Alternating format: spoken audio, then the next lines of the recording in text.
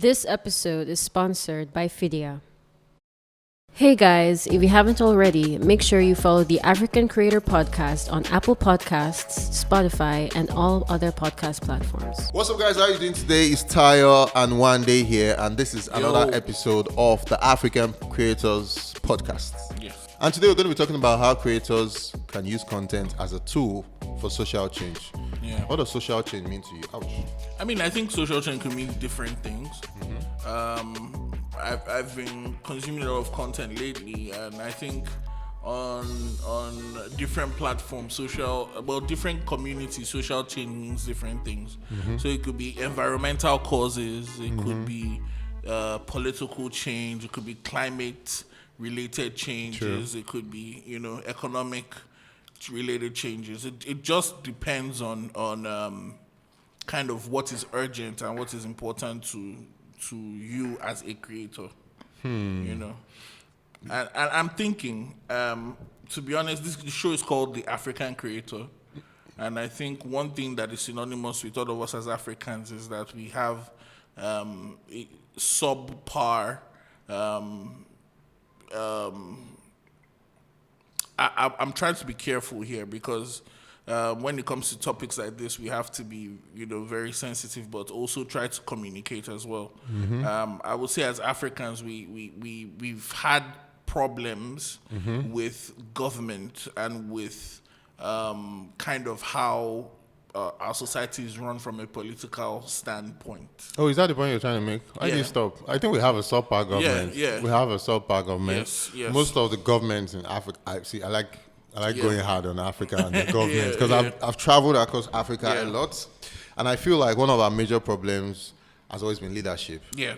And I think some creators, I've seen some creators so far who have kind of like used their platforms to talk about, some of all these changes that we need, especially in a country like Nigeria. We can see a lot of what is happening in the country at the moment. I think I've seen Mr. Macaroni do something about that, which is comedy. I've seen a lot of comedians in the comedy space also do something. Yeah.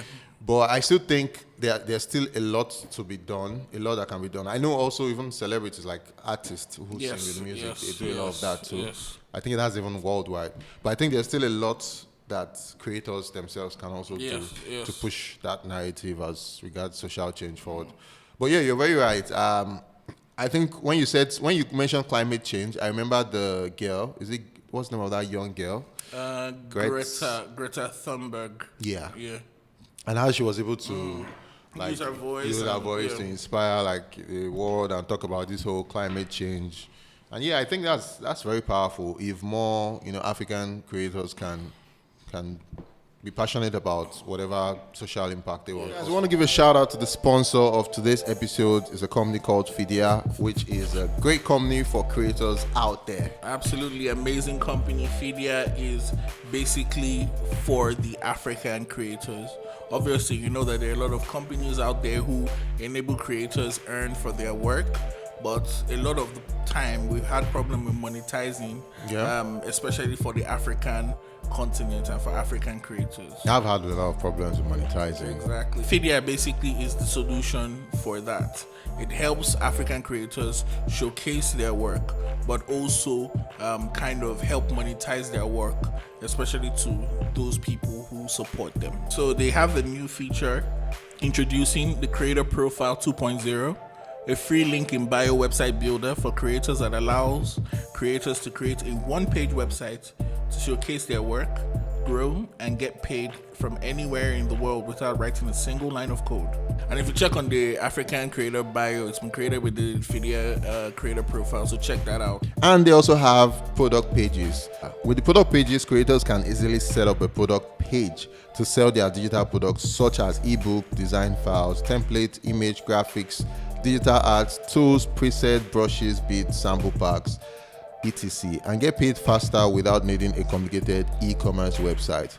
I think for me, one of the one of the ways or one of the things that I think I'll be using Fidea for is to sell my course. I have a digital course that I created to help people learn how to use YouTube.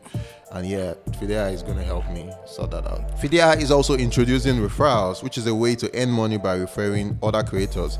Get your friends or fellow creators to create a Fidea account using your referral code and earn 1,000 naira when they link their bank account and receive a transaction of at least 1,000 naira. So guys, if you want to check out Fidea, check out the links in the description. We have all the links there. You can check out Fidea by going to getfidea.com.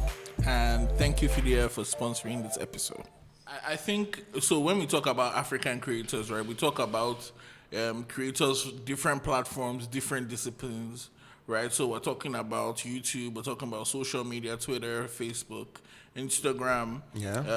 We're talking about also traditional media to a degree.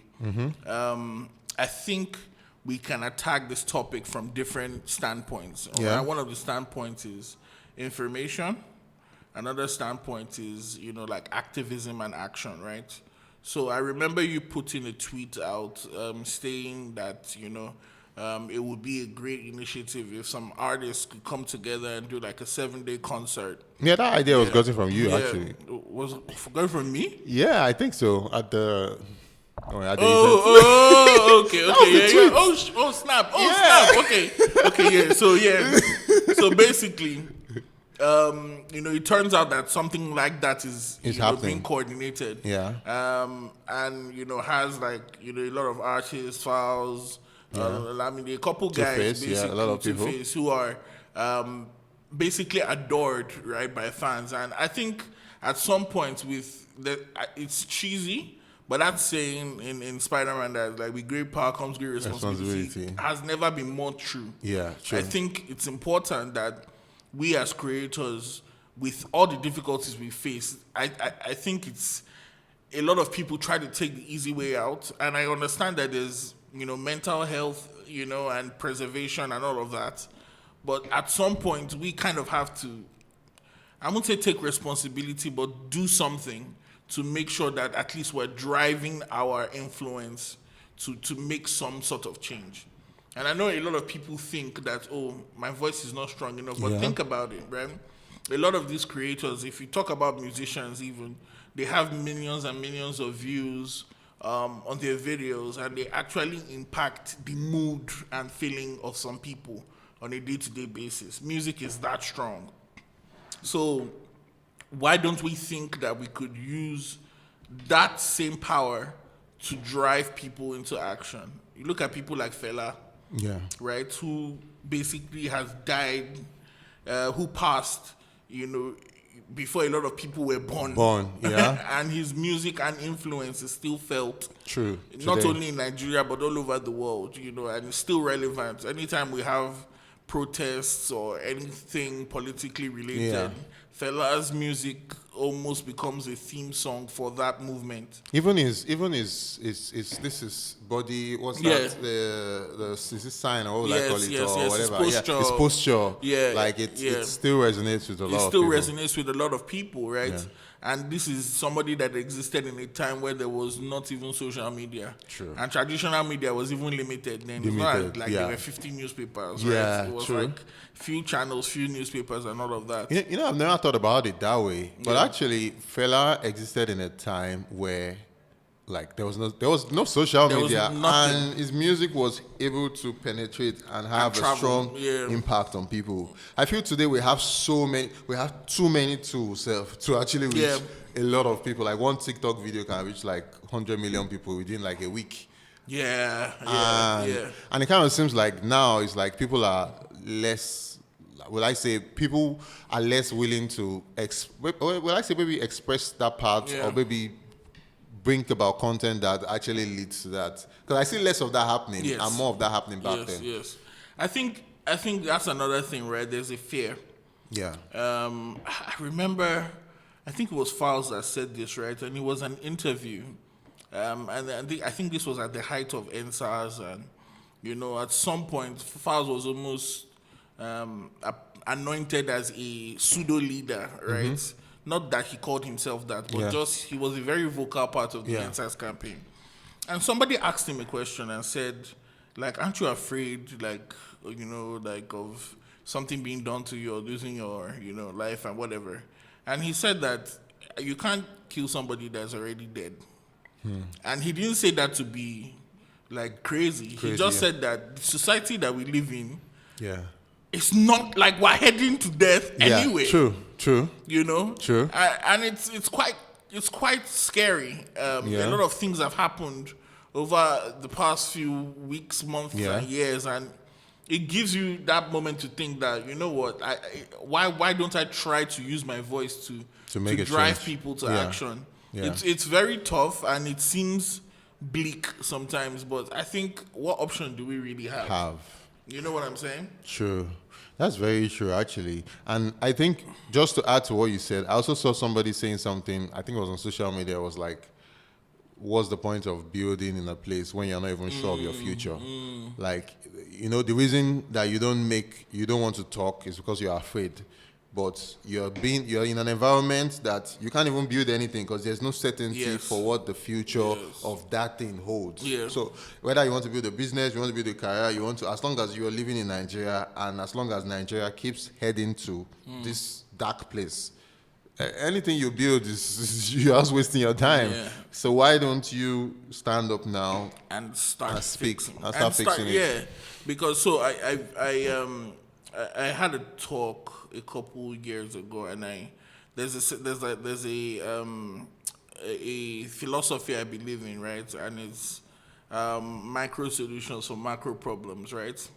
And what that means is that I feel like people get very discouraged that, oh my God, how is Nigeria going to get better? How am I going to fix this? And we get so bogged down. You've heard the term analysis by paralysis. Or paralysis by, whatever. Yeah, it happens to me too. So. It's like you get to focus on what could go wrong, that you overanalyze yourself to paralysis. You don't move to inaction. And I thought about it that, you know what, at the end of the day, Nigeria didn't devolve or didn't spoil in one day. It took decades. Decades. It took time. As much as you wouldn't want to believe it, but some of our parents will tell you that they had a better time back in the day than we do now. And that's very true, because my parents are always like, oh, like, it wasn't this bad. It wasn't this bad. And I know a lot of people too have also said that, like, it wasn't this bad. And I don't even need them to tell me. I've seen some old footages of Nigeria. And I'm like, you see Kingsway, you see Marina. Or, you're like, oh, wow. Our leaders, basically, in the past, right? They were not perfect, but there was a minimal level of smarts. There was a minimal level of, intelligence.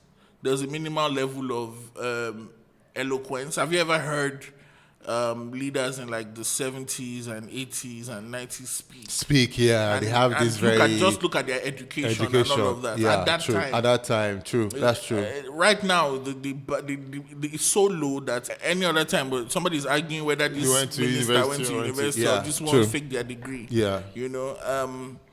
So it's very scary. But like I said, my theory is basically the fact that Nigeria can't be fixed in one fell swoop, right? But what if all of us, in our capacities, work to be the best we can be and build our own small sectors, right?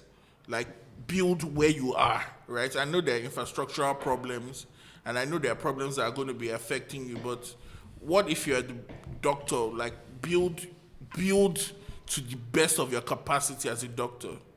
Do you understand? What if you're a lawyer? Build to the best of your capacity as a lawyer. What if you're an engineer? Build to the best of capacity of an engineer. What if you're a low-level activist? Build to the best of your capacity as that, right?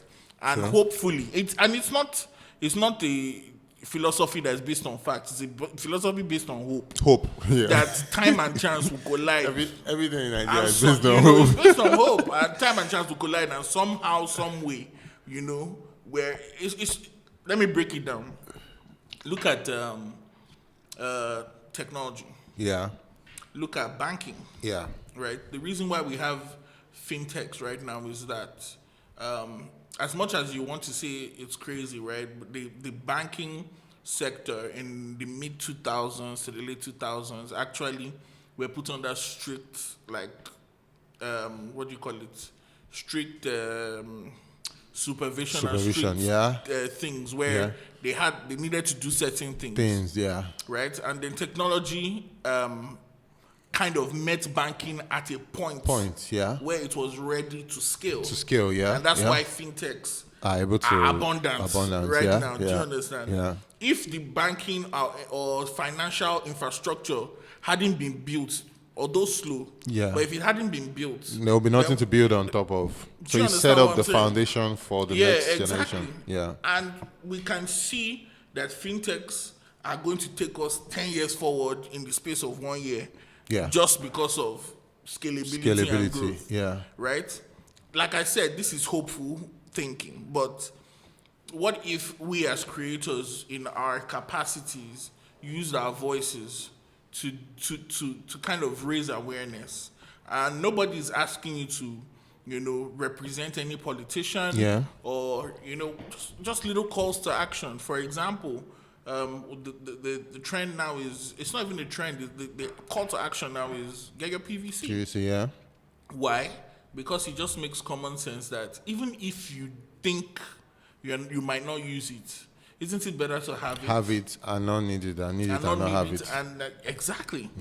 Right? Like, the PVC is not going to be around forever. There's going to be a date where it's closed. True. Why don't you go and have it? At least give yourself the option. And we as creators, all we can do in that regard is call attention to the importance of why we need it. And do a call to action to all our people that we influence, to go and get it. That's the point of an influencer. True. It's not just for vibes. All the time. Like, come and see me. Are you an influencer if you can't influence people? People, no matter what, you could be a makeup influencer. Right? There are people that follow you because of makeup. But they're Nigerians too. So I think it's a lot of things when it comes to influence, and it comes to that. And then another thing that I think we should touch on is information. I think a big problem that I'm afraid for going into this period of elections and things is it's happened on a global level. Misinformation. It's misinformation. Fake news. It's so scary. The fact that, one, there could be fake news propagated, but two, that fake news could lead people to do things, something. And then by the time it's realized, it's too late. And it has happened in more developed or more established societies, like America. Absolutely. It has happened with something as simple as Facebook. It has happened. So, absolutely. Talk of now here, where we are even more prone to believing fake news more. In a society where it has been done in the past, where government can influence traditional media, social media has never been more important. And the voice of influential people on social media has never been more important. The onus is on us as creators to not just say the first thing that comes to our mind, but to fact check things that are relevant and spread the word once we have fact checked those things, right? Because imagine, I remember in one of the previous elections where different results were being announced, right? And then it took some people in different polling stations to say, you know what, we're going to vote, then wait for it to be counted. And once it's counted, we'll tweet it. We'll tweet it, yeah. But it was a huge problem if people remember I think 2007 elections and, elections earlier, before social media was really a thing. It was a huge problem where same police station, two different results. Different results, yeah. And so information is a big part of what we do as creators, and I think the onus is on us to distribute correct fact-checked information. I think even talking about this takes me back to I think there was a video I watched on Trevor Noah where he was talking about the whole gun problem in US. And why, whenever you say like people should, like Americans should drop guns, like it's like people just feel like they can't solve it, like it's so impossible to solve. Yeah. And then he said that the only reason, like when you keep talking about something too much, like the same way we're always talking about Nigeria and politics and stuff, like people feel like why do people keep talking about these things continuously? Like there's no hope. What's the point? But he now said something too that resonated with me. I was like, why did Martin Luther King keep trying? Why did all these people who did all this, why did Mandela keep trying? Like, you have to just keep trying to one day and hope. Just like going back to your word. Yeah. Hope that one day things will change. Or you grow old and die. Yeah. Yeah. I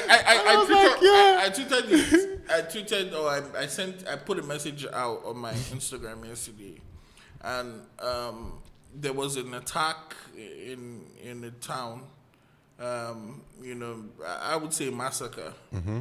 And I felt, maybe it's because of the timing, anybody who lives in Nigeria also knows that we've been facing like a huge power problem in terms of just diesel prices and power supply, and maybe it's because obviously, things are a bit different when you run a business versus when you're like a freelancer, when you're vibing. Yeah. And I don't know, maybe it's because of the combination of the fact that obviously we've all been feeling the pressure, especially as business owners with power supply and all of that. And then secondly, this massacre happened. So I was really down, right? Just mentally. Yeah. Same with me too. There's a feeling of like, I'm trapped. Yeah. A feeling of hopelessness. Exactly. A feeling of hopelessness. And it's normal to feel that way. We cannot deny those feelings. You have to be a stone cold person to not feel those feelings. But then again, I kind of think that we as creators have a unique talent. We have a unique thing about us that enables us to change our realities. A lot of creators, our power lies in our imagination, lies in our ability to be able to create things out of nothing, right? Like, I want to tell this story. I want to do this. I want to do that. I want to be a storyteller. And I think that we need to begin to not only use that to heal ourselves, but to help in, no matter the small way, to heal those people who consume our content as well. Now, I'm not saying we should do pure escapism where we deny that these things happen. Yeah. We should, but we should also kind of infuse a drop of hope in our content.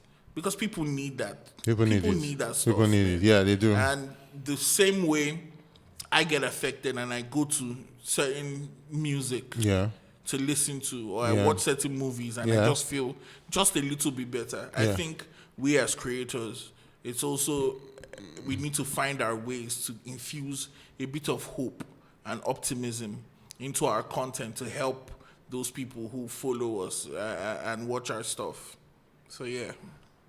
True. Yeah. So it's a deep topic. Yeah. I don't think we plan to go that deep, but yes. Thank you for.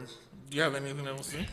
I'm just trying to look for a way to just round it up. So you know, so you took them into the shadows. Nah, thank you. Bring them out to the light. So I think even for me, like even with my work recently, I know I do a lot of videos where it's like, maybe like entrepreneurs, showcasing Africa, some of that. And I think one of the themes of my channel too has always been like hope. Like I've had a lot of people say, because of your videos, I came back to Nigeria to set up my business. Absolutely. Or because of videos, I believe that Africa is a place to travel to. But I think these days, because of where I live and where I'm coming from, I'm trying to even also be more intentional with the kind of content I'm making. Yeah. Because I feel like it's needed way more now. Absolutely. Because we're at a space where, especially in Nigeria, in the next 8-9 months, we're going to be selecting who is going to lead this country, the biggest economy in Africa for the next probably 8 years. Because most times it's never 4 years. Yes, yeah. And it's scary, but it's also like it's like everybody needs to. It's like everybody needs to paddle. Like everybody needs to jump in the game. All hands on deck. All hands on deck. So like I think these days I'm trying to be more intentional with my content for the rest of the year. I'm trying to make content that has a more positive impact. Also, probably inspires people to make a change in the environment around them. And I feel like a lot of other creators should also find ways to do that. Yeah. I completely agree with you. I can personally say that your content as well helps give that optimism and that hope. The entrepreneurship stuff, the beauty of Africa. It shows that there's another side to things. And us personally at Mado, we've been working on some ideas and some shows that kind of help in that direction. So I'm glad you brought that up. But yeah, there is hope. I know a lot of us have felt trapped, like I said. Yeah, I feel trapped sometimes. Yeah, I do too. But like I said, we have enormous powers as creators. Yeah. And we need to realize that, but not only use that to help ourselves, but help heal the society that we are from, and that is Africa. So yeah. Awesome. Yeah, guys, that's all we have to share with you today. Hope you guys enjoyed this episode, even though we're going to deep stuff. But yeah, guys, thank you guys for watching. And if you're not subscribed, please subscribe to the channel and also turn on post notifications. And we'll see you guys in the next one. Peace.